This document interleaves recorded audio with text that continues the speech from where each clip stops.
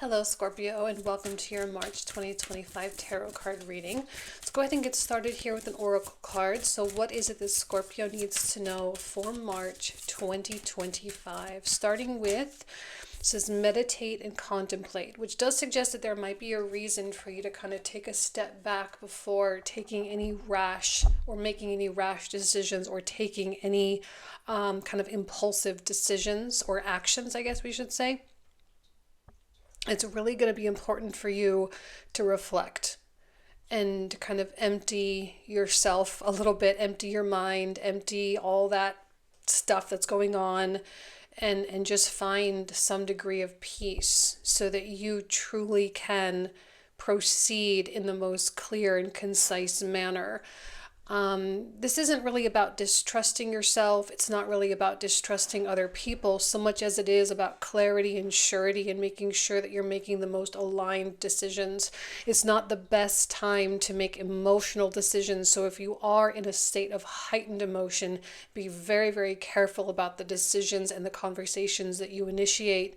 I think it's going to be ideal, again, for you to have that self-awareness and that self-consciousness to just say, let me take a step back on this for a couple of days so that I can reflect appropriately before I finalize anything. Okay, so let's see what comes through with the animal spirit deck. What is it that you need to know, Scorpio, for March?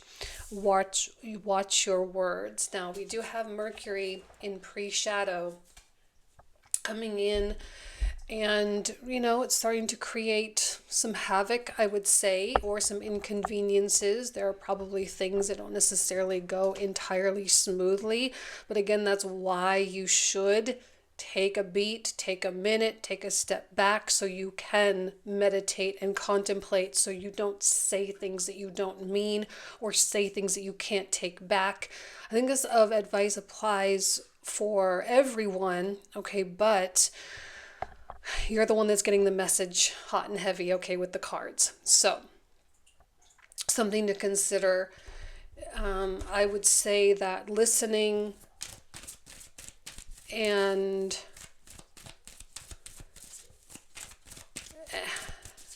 for some reason, I don't like the energy of immediacy. So even if you are having a discussion or an argument or a conversation with someone, and it kind of veers off in the wrong direction, I don't like Scorpio immediately jumping to conclusions or immediately making decisions based on what's being said.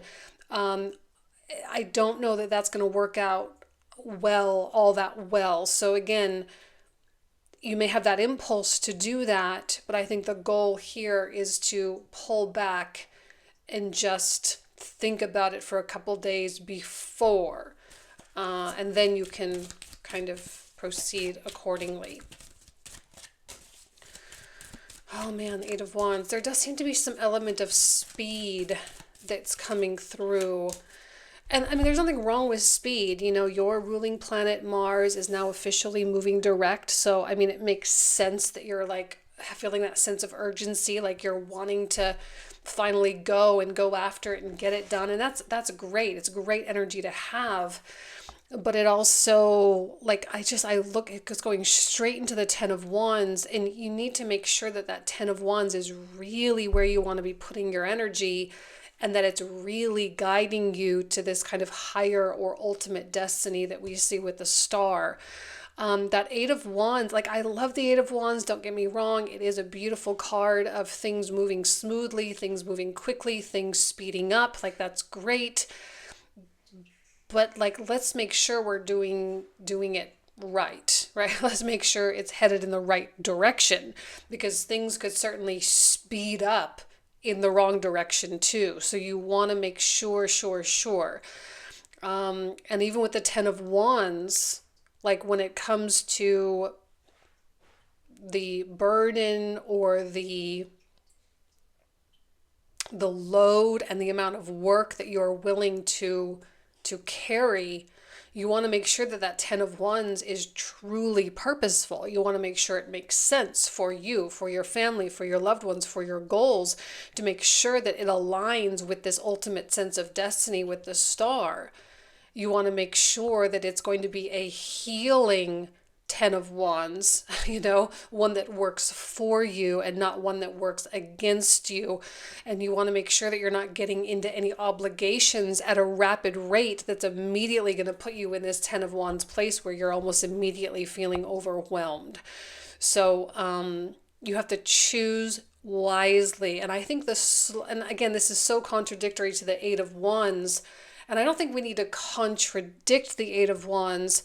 I think we need to understand it, and I think we need to channel it appropriately, because we can rush all day long, right? No problem there. Like, let's go. Mars is direct. Boom.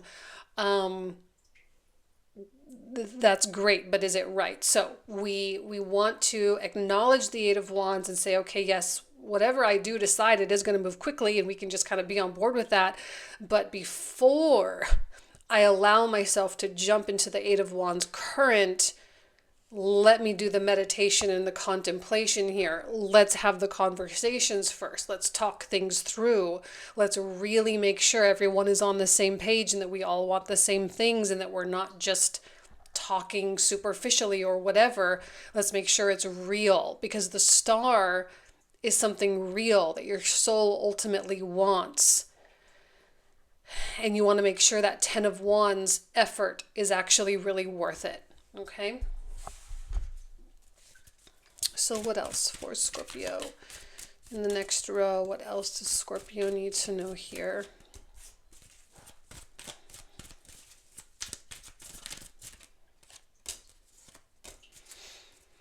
Okay. Two of Cups. Now, I am seeing union, alliance, conversations, offerings, any type of kind of two people or two institutions or two things coming together and working in kind of a symbiotic relationship where two people who are different offer mutually complementary things and mutually valuable things. There's an intellectual connection, maybe an emotional connection. There's certainly a shared vision, a shared dream. At a minimum, the Two of Cups signifies a conversation. All right, watch your words. Usually it's a high quality conversation that's pretty deep, meaningful, and productive. But on the really high end, there's also, soulmate type of quality relationships that come through here with the Two of Cups as well. And I say soulmate does not necessarily have to be romantic. It could be, but it could also be more platonic, more creative, more professional, whatever the case may be. But it's two people really coming together for a common good or a common higher purpose. And there's a meshing that goes on. It feels with that Eight of Wands directly above it that Scorpio is very much ready to go with this Two of Cups, and you're looking for people who are also just as much ready to go. I'm not even going to tell you to be all that careful with the Two of Cups, because I don't think you need to be. I think this is an obviously good relationship. It is obviously healthy. It is obviously going to work in your benefit, all those types of things. It's not something you need to be weary of. I don't see any deception or anything like that, at least not yet. We'll see what comes out underneath. But at this point, I don't see any deception. I just see common good. But again, it does feel like you're wanting to move very quickly and to make this transition very quickly. Even with the Six of Swords, again, it's more movement. Eight of Wands, 10 of Wands, Six of Swords. It's just a lot of movement. I think Scorpio is like, let's go, let's go, let's go, let's go. Now we do have Venus retrograde in the 6th house. We have Mercury retrograde in the 6th house as well. We have a full moon, total lunar eclipse in your 11th house in Virgo. And I think that Virgo moon, because it is Mercury ruled, and because at that time Mercury will be basically stationed, he will station the very next day to prepare to retrograde. Mercury is, the mercurial energy is really, really strong, and it speaks to a massive pivot that is happening in the middle of March. And I see that pivot with the Six of Swords, but I think you're going to be in preparation for the pivot throughout the entirety of the beginning of March. So the first 2 weeks rather, you will be preparing mentally, emotionally, and I do think you're ready. In fact, you're feeling anxious about it. You're feeling like, again, let's go, let's go, let's go, let's go.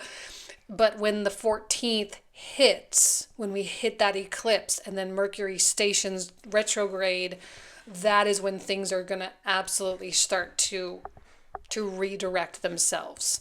With the King of Coins, this is clearly your energy. There is a stubbornness here, which I think is going to work to your favor, because I don't think you are going to settle for any lower standard. I don't think you are going to just accept the minimum. I think that King of Coins is pretty clear with his standards, and as you should be, right? As you should be. And I think maybe the meditation and contemplation really speaks to that King of Coins, because it is going to keep you out of anything that lowers that standard. It's going to keep you out of anything that that doesn't match or doesn't coincide.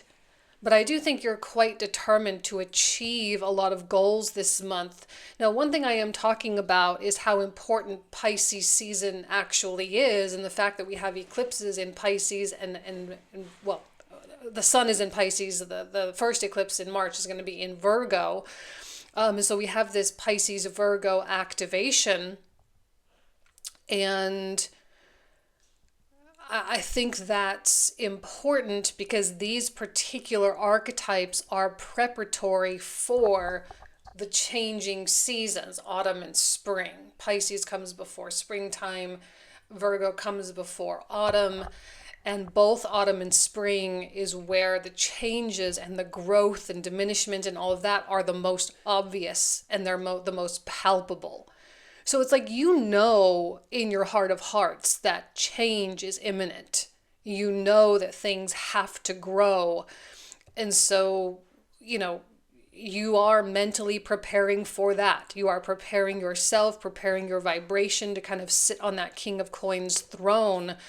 And that's really what the pivot is all about in the middle of March, is getting yourself to that King of Coins place, getting yourself to a place of comfort, to a place of kind of receptivity where you are receiving opportunities that align especially with the star. So again, I see you in a very well positioned place as the King of Coins by the middle to the end of March. It's not perfect. I'm not saying your whole life is going to come together like that, but I think you're going to feel good about your prospects. You're going to feel good, especially about your Two of Cups relationships. You're going to feel good about your Ten of Wands efforts, the things you're putting a lot into for the sake of the star, the destiny, the destination. And I think you do have a lot of hope. And that is one thing that Pisces absolutely offers, and Pisces season in general offers, is hope, belief, trust, faith, all those beautiful things. And I think we really need that. And I think we need that trust in the divine and the trust in ourselves and our capabilities and our talents. And I think the King of Coins has that. And so when you step into that self-trust and that self-respect, it does seem that, you know, that's when things start to change. And then that's when we really enter Aries season, which is when the sun moves into its sign of exaltation.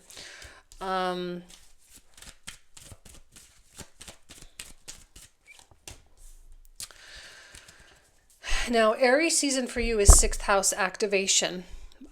Sixth house activation often keeps us really busy.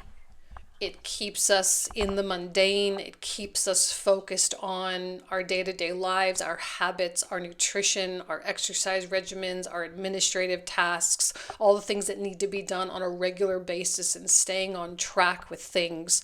And as unsexy as all that is, it is so crucial and so important for the success of our goals.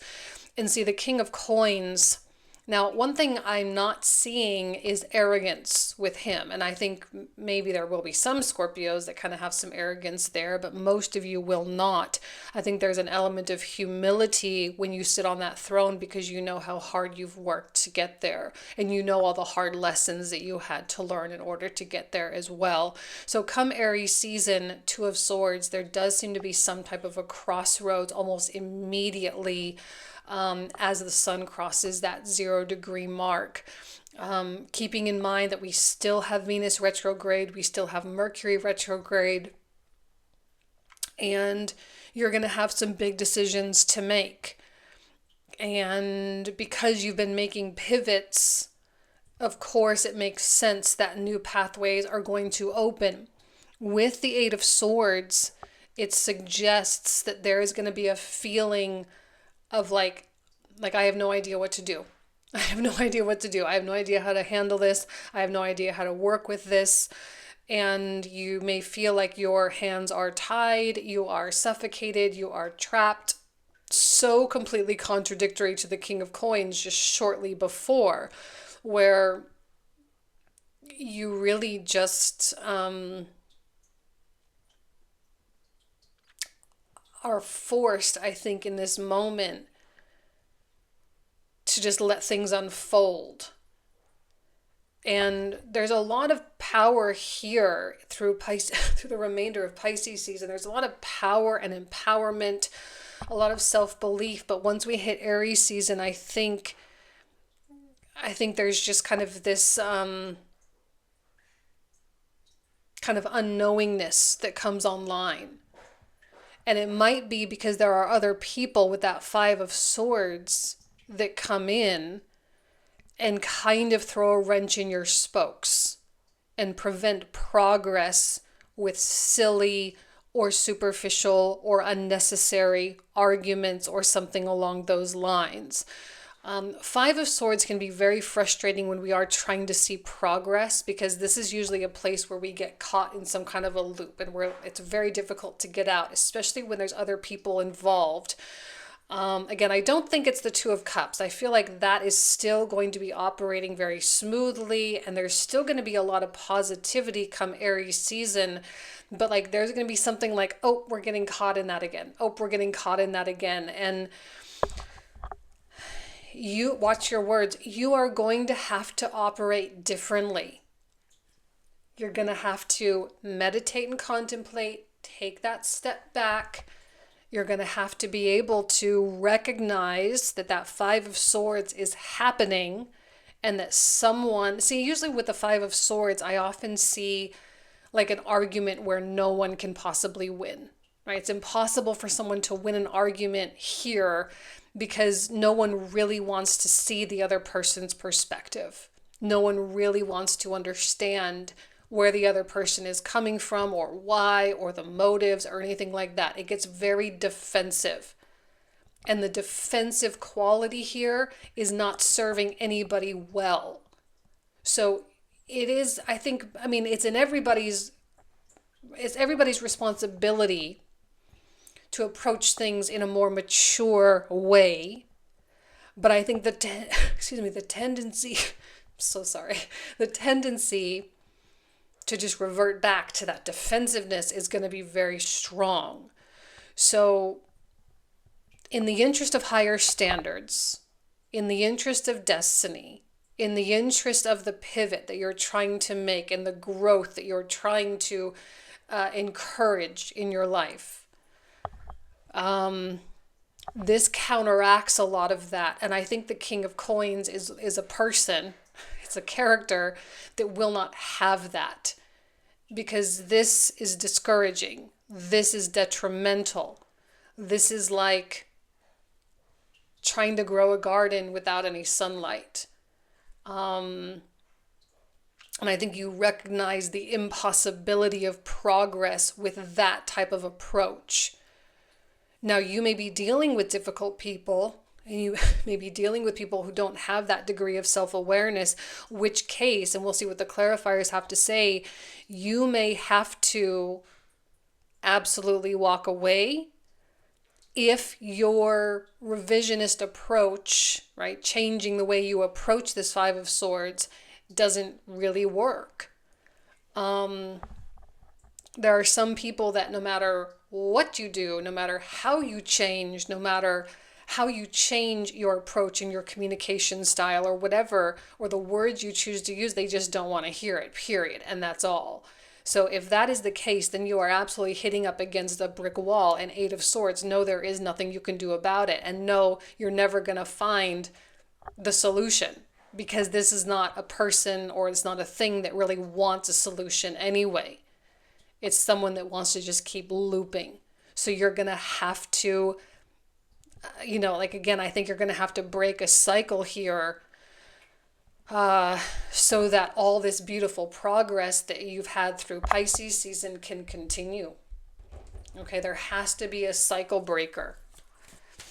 So let's see what comes out. Okay, we're going to clarify all of these. If you want to join for the comprehensive, which is the reading that I'm pulling out the cards for, you're more than welcome. The link will be in the description box and the comment thread down below. I'm going to pull out like 27 more cards, 3 cards per card, so we can really open all these up and kind of see what's going on here. So again, if you want to join, all the info is down below. Okay, but let's start with the Eight of Wands and see what comes through here. What is it that Scorpio needs to know about the Eight of Wands? Ten of Cups, Strength, and the Seven of Swords. You do have to be careful with that Eight of Wands. I knew it the second it came out. You have to be careful with it. Four of Coins, Temperance, Queen of Swords. Three of Swords.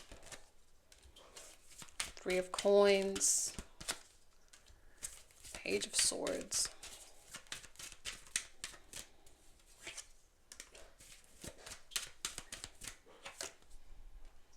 Devil, the King of Coins.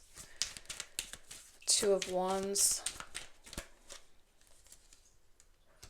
Justice. Five of Swords again. High Priestess. We also got the Hierophant. Page of Cups, Queen of Cups, for the Two of Coins, Knight of Coins, King of Swords, Eight of Coins,